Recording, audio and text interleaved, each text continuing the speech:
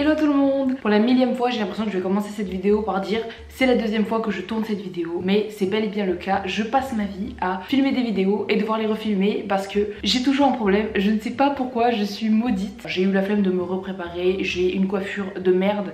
Qui m'a déjà vu avec un chignon? Personne. La sortie de cette vidéo n'annonce pas la fin de la saison 2 de mes vlogs en Corée. Je vais encore sortir 2 vlogs après pour être à l'heure par rapport au début d'année. J'ai été obligée de la poster plus tôt, mais ne vous inquiétez pas, vous aurez d'autres vidéos en Corée après ça. Donc aujourd'hui, on va se retrouver pour une rétrospective 2024. Je vais vous parler de mon année, des choses bien et des choses moins bien qui me sont arrivées et des choses que je me souhaite pour 2025 en pensant que nous sommes le 2 janvier 2025, donc l'année vient tout juste de commencer. Je vous propose de me parler aussi vous-même de votre année, de ce que vous vous souhaitez pour la prochaine année, que ce soit en commentaire ou alors sur mon Instagram. Je serais ravie de savoir ce qui vous est arrivé et de ce dont vous êtes plus ou moins fiers. Je vous jure, ça me fout tellement le seum de refilmer des vidéos. Comme d'habitude, j'ai mes petites notes sur mon téléphone. Vite fait, je vous dis ce que j'avais voulu améliorer dans mon année 2024. Je voulais être plus productive, donc au niveau des cours, travailler plus et être plus investie dans mes projets, et aussi dans ma manière de vivre, c'est-à-dire moins rester chez moi et sortir plus. Et je voulais être plus, comment on dit, c'est quoi le mot, assidue. Sur les réseaux, notamment YouTube, je voulais vraiment rester sur ce qui va être une vidéo par mois. Et je me questionnais par rapport à mon stage. Où est-ce que j'ai fait mon stage? Est-ce que j'avais réussi à avoir le stage notamment là où je voulais le faire, donc c'est-à-dire en Corée. Comme je vais vous parler de l'année 2024, dans les grosses lignes, je vous répondrai à ces questions. Premièrement, nous allons commencer par les points positifs de mon année 2024. Le premier point, ce sera un point que j'avais déjà cité l'année dernière, mais qui est encore une chose pour laquelle je suis fière cette année, c'est les concerts. L'année dernière, je vous parlais du fait que comme j'habite dans le sud de la France, faire des concerts qui sont souvent à Paris, c'était assez compliqué pour moi. Maintenant que j'habite sur place, vraiment, ça m'a simplifié la vie, ça fait que j'en ai fait quand même énormément depuis que je vis à la capitale, comme on dit. Cette année, j'ai fait 10 concerts si je me trompe pas, donc je vais vous les citer. J'ai fait le gala des pièces jaunes, Stacy, Taper avec Miso, le K-World Dream Award, ça c'était en Corée, Watergong en Corée aussi, Jonghyun en Corée, INK Festival en Corée, et après en revenant j'ai fait le JPR Tour, le concert de XG et de Upsal, je crois qu'on dit comme ça, qui est une artiste que je connaissais pas vraiment. Pour moi c'est vraiment que du kiff, notamment qu'il y a un de tous ces concerts du coup qui est celui de Jonghyun, c'était plus un fan meeting, ça a été un moment très important pour moi. J'ai fait toute une vidéo YouTube dessus qui sortira après cette vidéo. J'espère que vous la regarderez parce que c'est une vidéo qui me tient à cœur. En plus je trouve que je me livre pas mal quand même dans la vidéo, enfin je trouve qu'on voit un peu de nouveaux aspects de ma personnalité, donc j'espère que vous la regarderez. Il faut savoir vraiment que c'est des concerts qui m'ont vraiment plu et dans lesquels j'ai pu voir vraiment des artistes que j'appréciais, ne serait-ce que NCT 127 les gars. J'ai vu NCT 127 même si c'était pour 2 musiques, j'ai vu NCT 127. Vous avez vu, j'ai mis des petites étoiles, je sais pas si vous aimez bien, mais bon, j'ai tellement galéré à le mettre que même si vous aimez pas, je vais le garder. Donc deuxièmement, ça va être mon voyage en Corée. Donc je suis partie mi-août et je suis rentrée fin septembre. J'avais vraiment envie d'aller en Corée, je me tâtais vraiment, du moins avec Victor aussi avec qui je suis partie, on se tâtait vraiment. Et il y a eu un moment où je ne sais pas pourquoi les billets d'avion ont énormément baissé au niveau des prix pour l'Asie. Je vous parle de l'Asie, mais j'avais surtout regardé Japon-Corée. Pour un aller-retour, on était sur 400 €. Le Airbnb, je l'avais payé 500 € environ pour 5 semaines. Je sais pas si vous vous rendez compte, mais je suis en train de vous dire que et l'avion et le logement, j'en ai eu pour une somme qui est équivalente au billet d'avion de certaines personnes. J'ai un peu vu ça comme un signe du destin. J'ai vraiment pris le billet d'avion un soir à 1 h du mat, mais je suis partie là-bas et c'était génial. J'ai pu profiter de ce voyage plus que celui que j'avais fait l'année dernière. Comme en fait ce voyage il n'était pas prévu, j'ai vraiment vu ça comme une opportunité que je devais vraiment d'une certaine manière rentabiliser, et j'ai vraiment vécu là-bas à 100 à l'heure. C'est à dire que dès que je me réveillais, je devais courir pour sortir dehors, même si c'était pour rien faire, m'asseoir sur un banc, regarder les gens passer. Il fallait tout le temps que je sois à l'extérieur et vraiment je voulais au plus profiter du pays, de Séoul et des gens qui se trouvaient là-bas. C'était vraiment une période qui a été géniale parce que j'ai vraiment pu m'épanouir. C'était pendant la période de l'été, moi je trouve que c'est une période qui me correspond plus. Je pouvais plus m'exprimer par rapport à mon style, par rapport du coup à mes coiffures, ma manière de me préparer, etc. Ça fait que du coup j'étais vraiment dans un mindset où j'étais heureuse, il faisait beau. J'ai en plus de ça fait des rencontres géniales, donc je suis très reconnaissante d'avoir pu aller là-bas. Petite victoire 2024 que j'ai fait pendant ce voyage, c'est que je me suis fait un tatouage que je vais absolument pas vous montrer parce que vous allez jamais le voir, surtout que il a dégorgé de ouf. En fait il est littéralement parti. Il a pris des vacances. Ma peau elle a pas forcément kiffé, après c'était mon premier donc je savais pas trop, je l'ai fait en couleur alors que j'ai une peau quand même assez foncée. Donc écoutez, en tout cas il est discret, il me plaît quand même. C'est un tatouage en commun qu'on avait fait avec Victoire, donc je suis quand même contente de l'avoir, même si on dirait qu'elle s'est fait un tatouage en commun avec elle-même. Je vous ai parlé des concerts, de la Corée, maintenant j'aimerais vous parler de mon stage. Donc l'année dernière c'était vraiment le gros questionnement de ma vie, où est-ce que j'allais faire mon stage, parce que je voulais absolument le faire en Corée. J'ai envoyé quelque chose comme 60 demandes de stage et je n'ai eu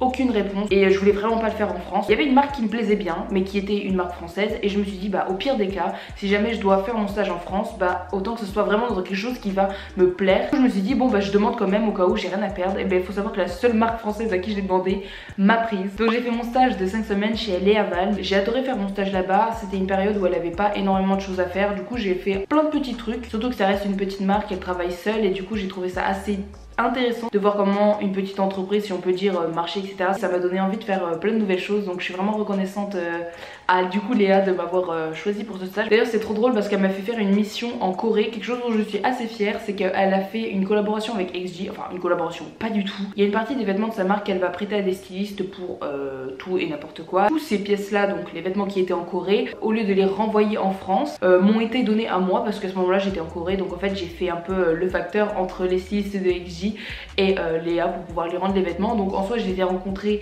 vraiment furtivement, c'était assez rapide mais ça reste quand même une fierté pour moi qui rêverait de travailler notamment sur la scène musicale coréenne. J'en ai fini avec les points positifs de cette année 2024. J'ai passé une très bonne année, meilleure que 2023 je pense. J'aimerais maintenant parler du côté moins cool de mon année 2024 qui se résume à la même chose que d'habitude, c'est vraiment mon assiduité sur les réseaux. C'est dur pour moi de cumuler et le travail sur les réseaux et le travail personnel et le travail au niveau des cours en pensant que, encore une fois, je suis dans 2 écoles. En fait je me rends compte avec le recul que j'ai quand même vachement de temps libre. Faudrait que j'arrive à utiliser ce temps libre pour faire du contenu. Le problème c'est que ce temps libre il est souvent le soir et moi je préfère vraiment filmer quand je sais que je vais avoir la lumière du jour, possibilité de faire du bruit parce que bah, le soir à 22h il faut être un peu plus calme pour les voisins. Mais voilà, j'espère quand même que l'année 2025 m'aidera à régler ce problème. Maintenant les amis, nous allons passer à 2025. Je vais surtout parler des choses que je me souhaite pour cette nouvelle année. Premièrement, ça c'est vraiment le point qui va être important pour moi pour cette année parce que je me le dis bien trop souvent et je ne m'y tiens jamais. Faire du sport. Je rêverais de m'inscrire à une salle de muscu. Le problème c'est que si tu prends un abonnement au mois, tu signes comme quoi pendant un an tu vas payer tous les mois ton abonnement. Au plus je vais y aller jusqu'à août je pense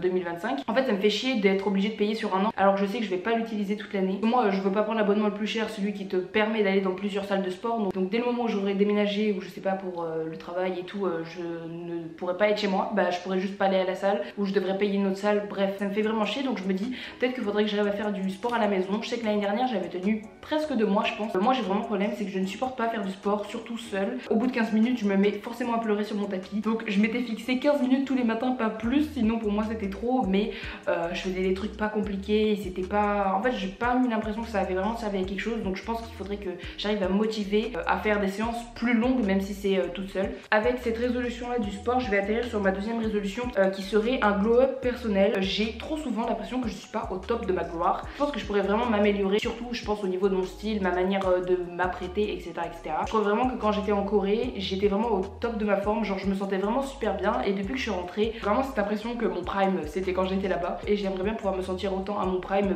même ici en France. Mais je pense que c'est surtout dû au fait que c'était l'été et que j'étais bronzée. Peut-être sinon essayer d'adopter l'hiver parce que moi je suis très tenue d'été tout le temps. Il faudrait que je me mette à, je sais pas, essayer de construire des outfits autour d'une garde-robe d'hiver. Alors prochain point serait un achat. Je veux absolument acheter un micro. Encore une fois quand j'étais en Corée j'ai essayé un nouveau style de vidéo, notamment celle où on va tester des cafés. Je vous invite fortement à aller la voir parce que vous n'êtes pas beaucoup à la voir visionner alors que j'étais vraiment fière de cette vidéo. Il y a des moments où dans cette vidéo je vais filmer mes amis de plus loin parce qu'ils vont essayer de me donner comme un petit interview de leur personne par rapport à quelque chose et ça fait que du coup la distance entre la caméra et la personne qui va parler, ça fait qu'on n'entend pas toujours bien, ce qui est normal parce que je n'ai pas de micro. Le micro qui m'intéresse ce serait le DJI, je crois que c'est 2 si je me trompe pas, mais pour le tout il y en a pour environ 350 €, ce qui reste quand même colossal. Je pourrais vraiment glow up mon setup si même mes vidéos si jamais j'en avais un. Si jamais vous avez des propositions de micro d'ailleurs à me donner, je suis preneuse parce qu'à part les DJI qui vraiment m'intéressent beaucoup, j'arrive pas à trouver quelque chose qui me paraîtrait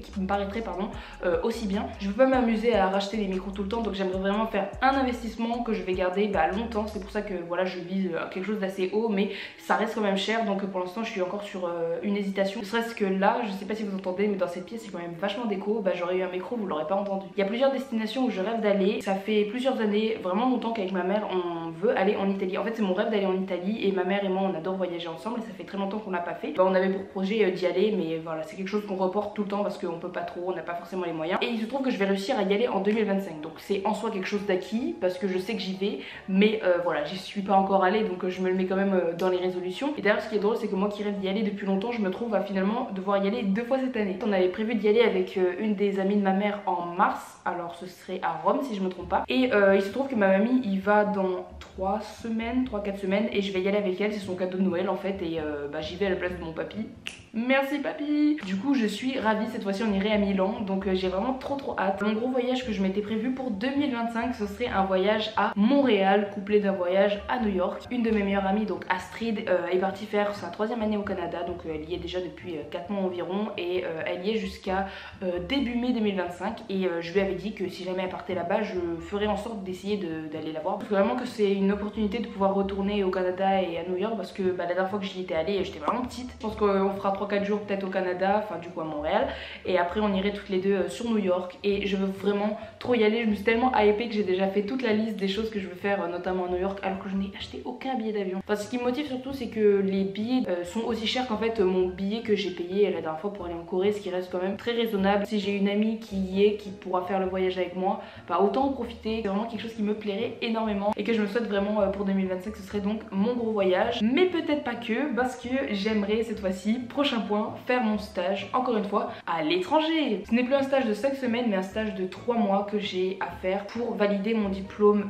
AS Mode. Donc si je ne fais pas ce stage je n'ai pas de diplôme, donc jusqu'au 31 décembre 2025. Donc encore une fois j'aimerais le faire en Corée. Si c'est pas possible dans un pays dans lequel on va parler anglais, je serais ravie vraiment de pouvoir faire 3 mois dans un endroit que je ne connais pas ou que je ne connais moins. Donc je pense que je vais m'arrêter là. 2 choses. Premièrement n'hésitez pas à me parler de votre année comme je disais au début, je serais ravie de savoir comment ça s'est passé pour vous et quelles sont vos résolutions. Et deuxièmement n'hésitez pas à vous abonner parce que encore une fois je le dis souvent mais vous êtes beaucoup à regarder mes vidéos et à ne pas être abonné. C'est vraiment un soutien pour moi quand je vois que vous êtes nombreux à me suivre et ça m'encourage vraiment à continuer et à faire de nouvelles choses. Si vous avez des demandes pour 2025 à mon égard du type un type de vidéo que vous voulez voir sur YouTube, que ce soit sur Instagram, sur TikTok, si vous voulez que je parle de choses qui pourraient vous intéresser, n'hésitez pas à liker cette vidéo, à aller me suivre sur Instagram, c'est là-bas que je suis le plus active et que je parle le plus. Sur ce je vous fais de gros bisous, je vous souhaite une bonne matinée, une bonne après-midi, une bonne soirée, je ne sais pas ce que vous faites et je vous dis à la prochaine fois.